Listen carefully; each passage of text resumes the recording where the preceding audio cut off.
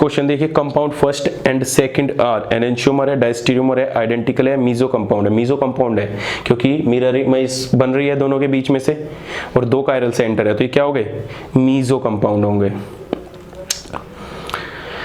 Next question देखिए, the correct order of basicity is, basicity का order पूछा है।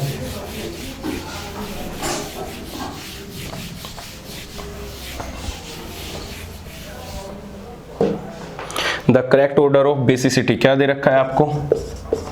NaOH दे रखा है, NH2OH दे रखा है और NH3 दे रखा है। तो सबसे ज्यादा स्ट्रॉन्ग बेस तो यही होता है, इसमें क्या इतना सोचना। OH यहाँ से देखो, यहाँ से क्या होगा, जब बेसिसिटी बन रही है वो सिर्फ लोन पेयर के देने से बन रही है, लेकिन यहाँ पे क्या जा रहा है, बेशक ये वीक बेस हो लेकिन OH नेगेटिव आ रहा है, इधर से भी क्या आ रहा है, OH नेगेटिव। तो सबसे ज्यादा बेसिसिटी डायरेक्टली कंसंट्रेशन किसके होती है? OH नेगेटिव के। ठीक है, अब OH नेगेटिव में ये क्या होता है, स्ट्रॉन्ग बेस, ये क्या होता है, वीक बेस, और ये तो बिल्कुल ही वीक होगा इन दोनों के कंपेयर में, क्योंकि यहाँ से तो सिर्फ लोन पेयर से ही डोनेशन हो रहा है। तो NaOH क्या हो जाता है, सबसे स्ट्रॉन्ग। तो इसका ऑप्शन क्या हो जाएगा? Third is the correct option.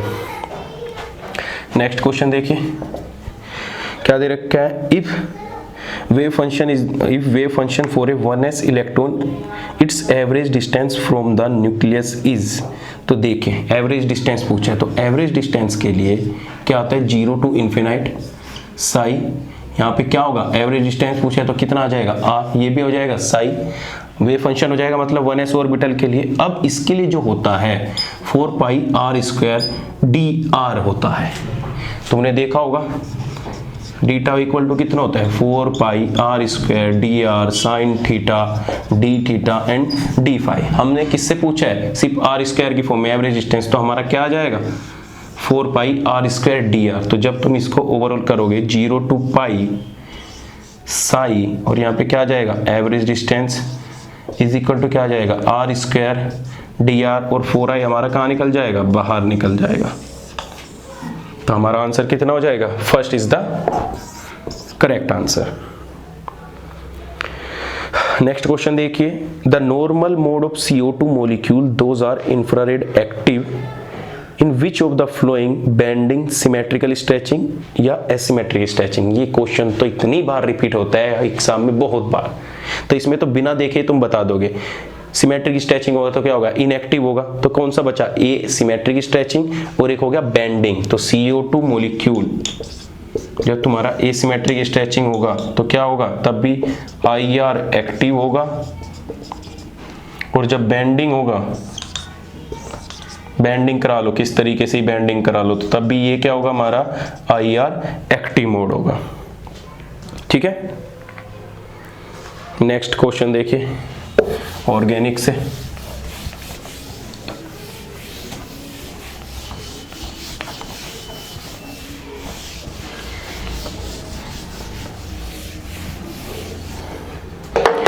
Next question क्या है, CH3COCl, CH3COCl क्या रिएक्शन है, CH2N2, फिर सेकंड में क्या करा रखा है, H2O और Ag2। देखो सिंपल कार्बिन फॉर्मेशन होता है, CH2 ये हीट से बाहर निकल जाएगा, क्या हो जाएगा, कार्बिन फॉर्मेशन। कार्बिन फॉर्मेशन होते ही ये रिएक्ट किस पे करेगा, C डबल बॉन्ड हो, यहाँ पे क्या बना लेगा, CH2 कार्बिन।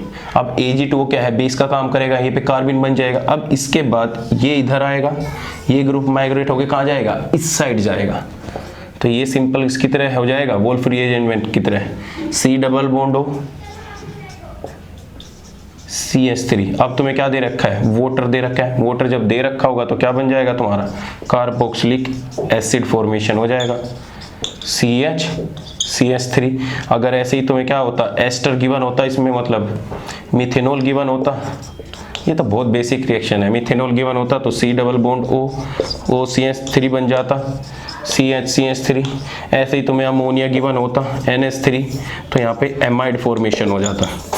तो सिंपल है, क्वेश्चन में देख लेना जो गिवन है उसी के अकॉर्डिंग हमारा क्या होता है, प्रोडक्ट फॉर्मेशन होता है। हाँ, नेक्स्ट क्वेश्चन देखिए, the reagent that can be used to precipitate barium 2 positive. देखिए ये तो तुमने जब अनायन डिटेक्शन किया हो और कटायन डिटेक्शन किया हो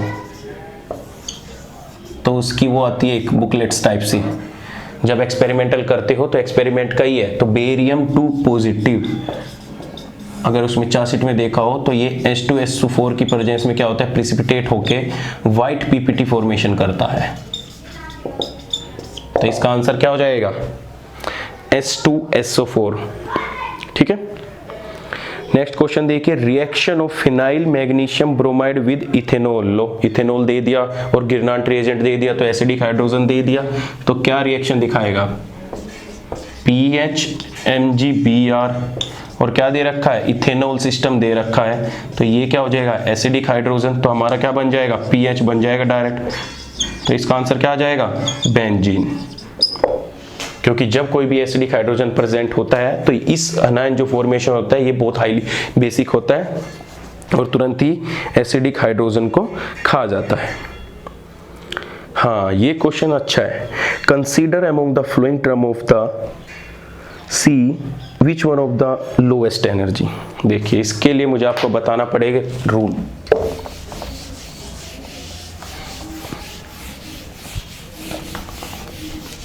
जब कभी भी आपको टर्म सिंबल की फॉर्म में एनर्जी दे रखी है और आपसे पूछ ले कि सबसे लोएस्ट एनर्जी किसकी होगी, तो ध्यान दीजिए, जब कभी टर्म सिंबल दे रखे हो या उसके बाद एनर्जी पूछ रखी हो निकालने की, सबसे पहला रूल देखो, हुंड्स रूल बोलते हैं इनको।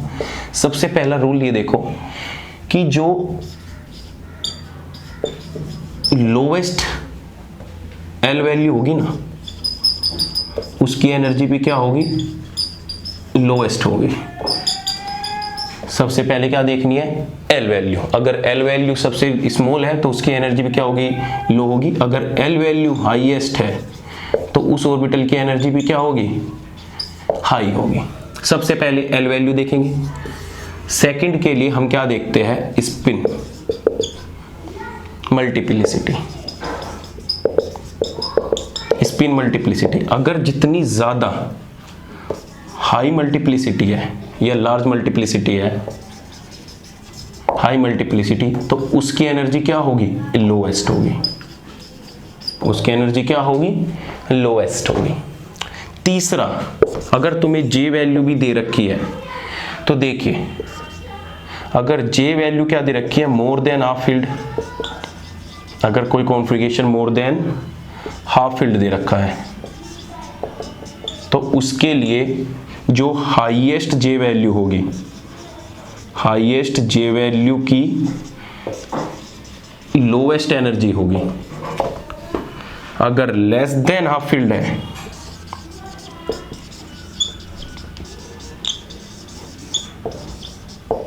अगर लेस देन हाफ फील्ड है तो लोएस्ट वैल्यू, सबसे जो लोएस्ट वैल्यू होगी वो क्या होगी, जो लोएस्ट वैल्यू होगी उसकी क्या होगी, लोएस्ट एनर्जी होगी।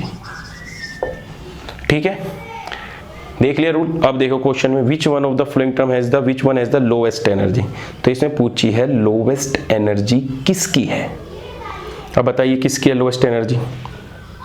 तो लोएस्ट एनर्जी किसकी होगी, सबसे पहले एल वैल्यू चेक करो, तो एस के लिए क्या होगी, सेकंड ऑप्शन बिल्कुल करेक्ट ऑप्शन आ गया कि 1s0 की क्या होगी, सबसे ज्यादा लोएस्ट वैल्यू होगी। लेकिन अगर मैं आपको यही ट्रेंड दे दूं, ये दे दूं कि 3p1, 1s0, 1d2 और 3p0 और तुमसे पूछने लगूं कि मुझे बताओ कि सबसे हाईएस्ट एनर्जी किसकी होगी। ठीक है, ये सब नोट डाउन कर लेना। एनर्जी का सबसे पहले एल वैल्यू चेक करनी है, उसके बाद एस वैल्यू चेक करनी है, हाईएस्ट मल्टीप्लिसिटी मतलब लोएस्ट एनर्जी, उसके बाद जे वैल्यू चेक करनी है, उसके बाद जे वैल्यू अगर मोर देन हाफ फील्ड ऑर्बिटल है तो जे वैल्यू मैक्सिमम होनी चाहिए लोएस्ट एनर्जी के लिए, अगर लेस देन हाफ फील्ड है तो लोएस्ट एनर्जी मिनिमम होनी चाहिए लोएस्ट एनर्जी के लिए। अगर सपोज करो आपको यही ट्रेंड दे दूं और पूछ लूं कि इनको अरेंज करो एनर्जी के ऑर्डर में, तो कैसे अरेंज करोगे। तो देखो सबसे पहले एल वैल्यू चेक करो, एल वैल्यू इसके लिए कितनी है, एल वैल्यू इसके लिए कितनी होगी 0, एल वैल्यू इसके लिए कितनी होगी 0, एल वैल्यू इसके लिए कितनी हो गई 1 और एल वैल्यू इसके लिए भी कितनी हो गई 1 और एल वैल्यू इसके लिए कितनी हो गई 2। तो सबसे हाईएस्ट एनर्जी किसकी होगी 1d2 की, और सबसे लोएस्ट एनर्जी किसकी होगी, 1s0 की। अब हमारे पास दो ऑप्शन बचा, एक 3p1 बचा और एक 3p0 बचा। अब इस केस में हमें देखना है कि किसकी एनर्जी है, तो 3p1 और 3p0, तो सबसे हाईएस्ट वैल्यू किसकी होगी, 3p1 की होगी या 3p0, सोचो। जे वैल्यू क्या दे रखी है यहाँ पे क्या है, जे वैल्यू मिनिमम है और यहाँ पे जे वैल्यू क्या दे रखी है, हाईएस्ट। तो फिर एनर्जी किसकी होगी, 3p1 की, क्योंकि highest J value have more than half filled orbital.